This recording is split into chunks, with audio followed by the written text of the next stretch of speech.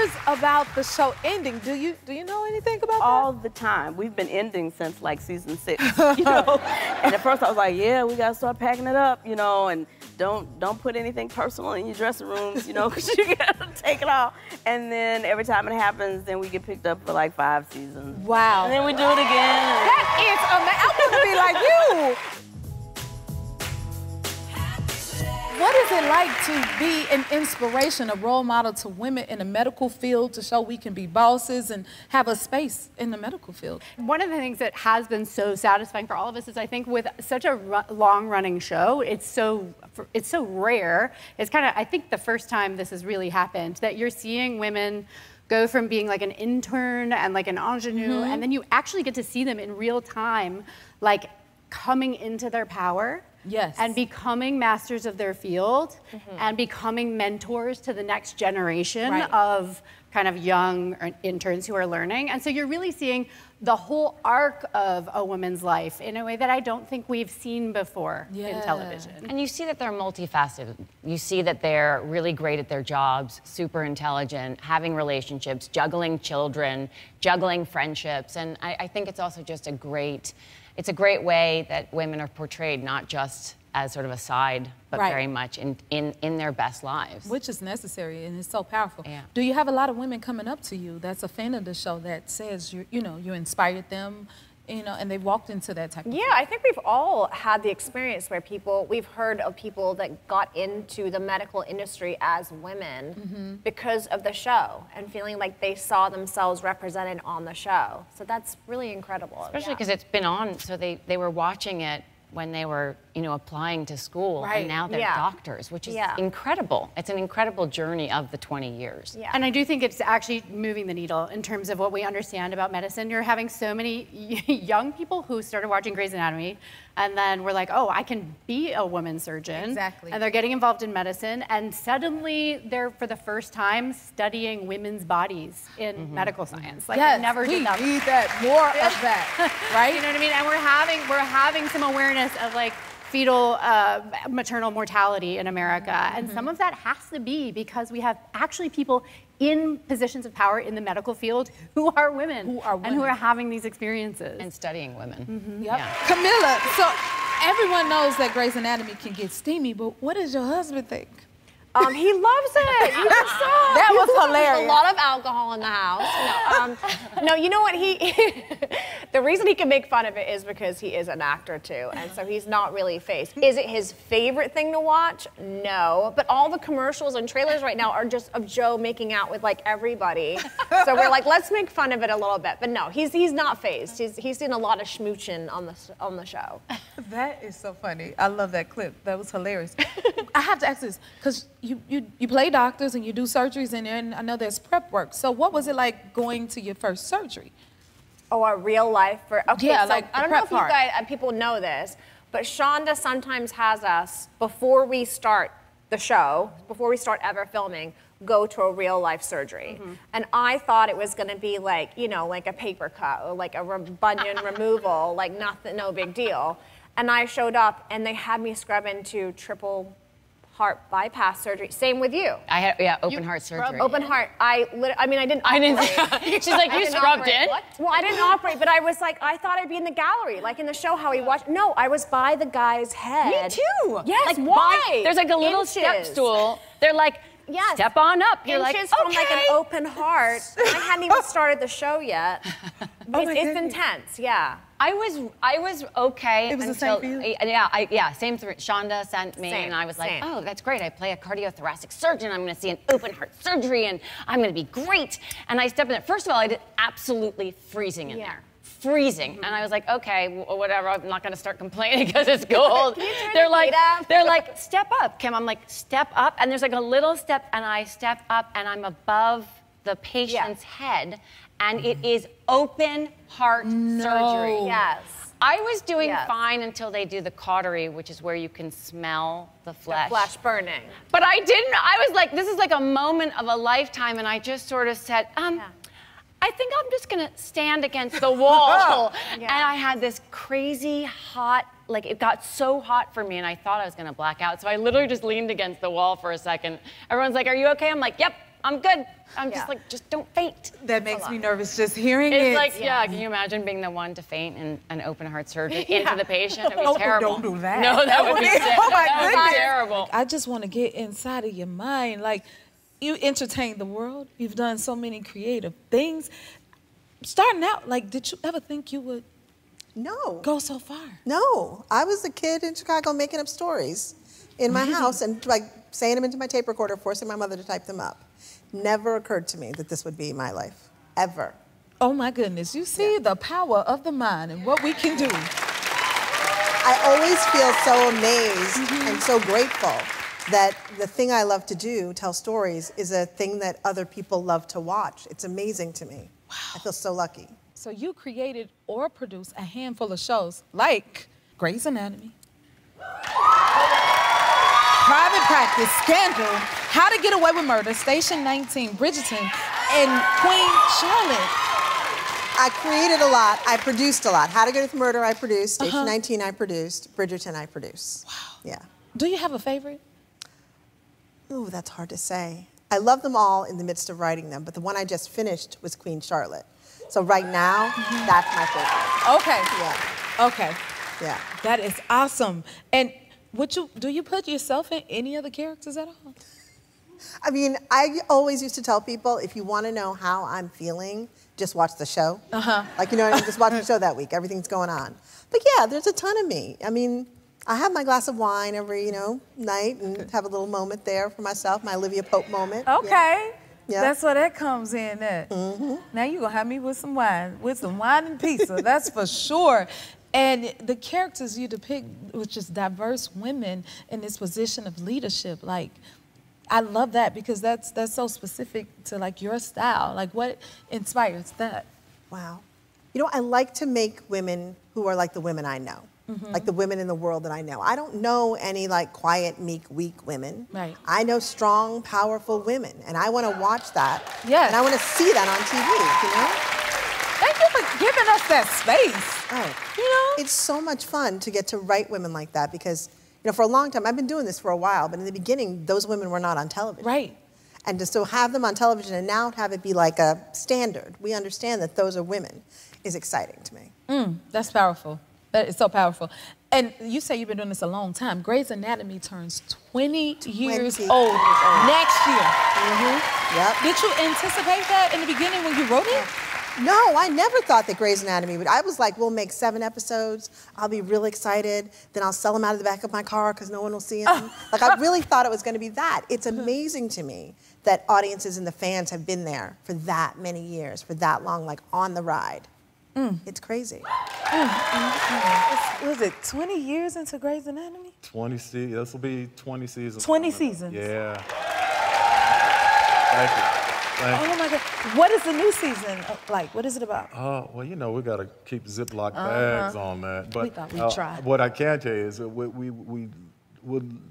we come back to where we left off at season 19, right before all the strike craziness and everything happened. But we'll hit the ground running. I think the audiences are going to be very excited with what they see. We got a new crop of interns who I'm really excited about, really talented young actors and stuff. And I think they will keep that momentum and that storytelling alive. It's going to be a lot of fun. We can't wait to see, that's for sure. Thank you. Oh my goodness.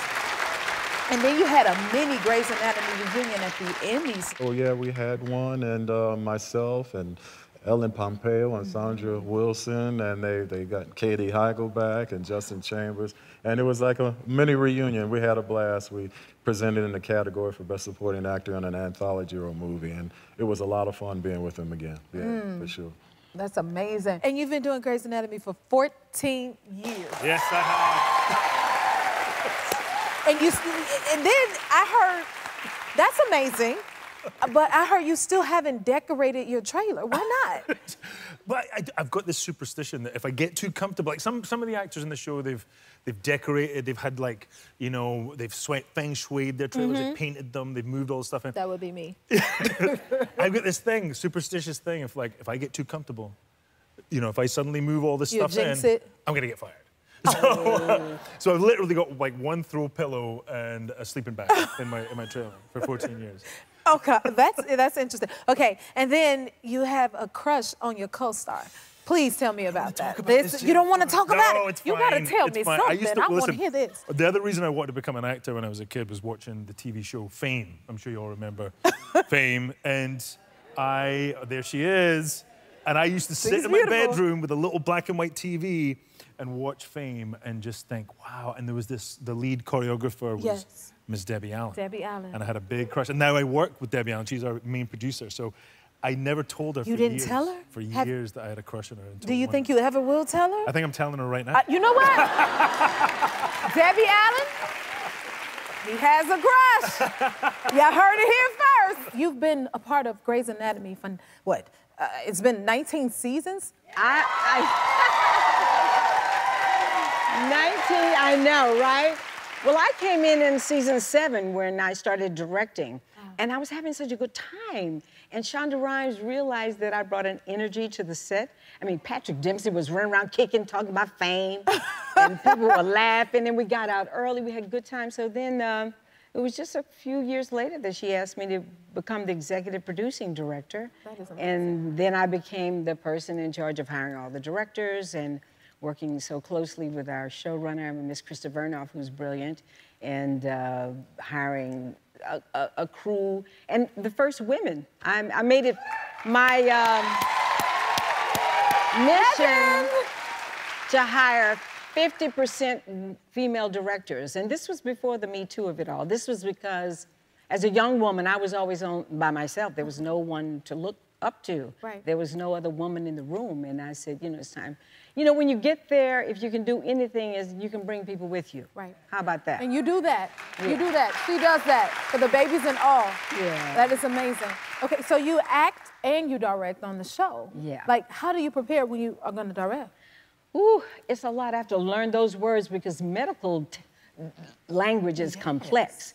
It's like choreography. You learn a routine, but then all of a sudden, a bus is driving through the dance floor because you have to do this surgery. So, actually, the first time I directed Grey's Anatomy, I went and witnessed like a 7-hour bloodless bypass surgery.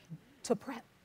Just to see what those doctors were doing. My dad was a dentist, so I wasn't totally unfamiliar with the medical world, but in an OR with that little micro blowtorch where they cut her open, child, and there was no blood. And I said, ooh, I'm gonna get thin, child, so if they have to do this to me, they're gonna find it. I don't have to go through all of that. It was a lot. It was something to learn. And see those doctors doing what they do, talking about the restaurant. Move this out the way. Come on. What restaurant? Talking about the restaurant. Oh, wait. Oh, we got a problem. Then they quiet down. Then they go back to talking again. It's really intense to be in a room with those incredible physicians that save our lives every day. It's the new season of Grey's Anatomy. Yeah. Okay, tell us about your character. Do you dance in Grey's Anatomy at all? I dance with my words. now I can dance with my words. No, Grey's, I play his character, Benson Blue Kwan. He is an intern. They brought the internship program back in. And this guy is just ready to be #1. He's used to being #1, but not with social skills, so he definitely makes you feel a certain way, but I think what I love about this character is that, you know, redemption is a big part of his storyline, so I'm excited for people to meet the new interns, and this show is just such a, it's an iconic show. Yes, Being it is. part of it is just so cool. You are very right. It's so iconic. And then we love Shonda. Give it a hand. Shonda Wilson. She greets you all in a unique way. Is she like the mother of the set? Yeah, I mean, you had her on the show, and Yeah. it was just, she is just... What is she like on set? Oh, she is, you know, there's a strong presence. You walk in, you're like, oh, Don't you love her? Yeah, I love it. And also, you're kind of like, I want to get roasted by her character in a little bit, like, because she's just like, she is such a mama bear, but also just doesn't suffer no fools. Yeah. And, you know, obviously we've seen over a period of time with her being on the show, but behind the scenes, she was just so gracious with her time, kind of put us all in the huddle and just says, look, welcome to the family. This is what we do here is, you know, you're heard, you're seen, you know, be yourselves and contribute in the way that you feel you need to. And, you know, I think going on a set is always a new set, a show that's been running for so long is always so scary. Yes, it is. And to have her like kind of welcome you in the home, kind of like take off your shoes, blah, blah, blah, and just, you know, be yourself and do your thing. And it was really welcoming. And then we went and we started into the race, and now we're pretty deep into the filming. Now you're deep into it. Congratulations. Thank you so much for being here. 19 seasons. Did you ever think it would, I mean, can you believe it's still so popular? I so appreciate y'all very, very much it was about, you know, doing the pilot because, you know, that was going to be a nice check and that would sustain me for a few years or whatever. And maybe 1 or 2 seasons, that's all TV shows are supposed to last. So the fact that, you know, we're still here telling stories and bringing new audiences all the time, it's amazing. Wow. And then there are rumors about the show ending. Do you know anything about that? All the time. We've been ending since like season 6, you know? And at first I was like, yeah, we gotta start packing it up, you know, and don't put anything personal in your dressing rooms, you know, because you gotta take it all. And then every time it happens, then we get picked up for like 5 seasons. Wow. And then we do it again. That is amazing. I want to be like you. It's a good deal. Okay, good gig. What can you tell us about the new season? The new season. Okay, well, you saw I was through, right? Bailey's out. She is taking care of Prue. If anybody, you know, watches the show knows how long Bailey's wanted a girl. She's wanted somebody she can do their hair and work on the ponytails and everything and, you know, get her into school. She went and got Twist. We doing Twist because Bailey was out. She's out. But she still can't help but be nosy. You know, she's still going to go find out what's going on with this new class that's in because that's just her. And you know her, is that that's not going to last very long. Wow. But it is. It's taken 6 months for us to, you know, get our act together and be able to get a new class of interns into the surgical program. So it's going to be about, you know, doing what we do on Grey's, getting them acclimated and teaching and the times that we're living in right now. Yes. Yeah. Okay. I have another question. How do you remember all of those medical terms? I still don't know what I'm saying half the time. It's phonetic.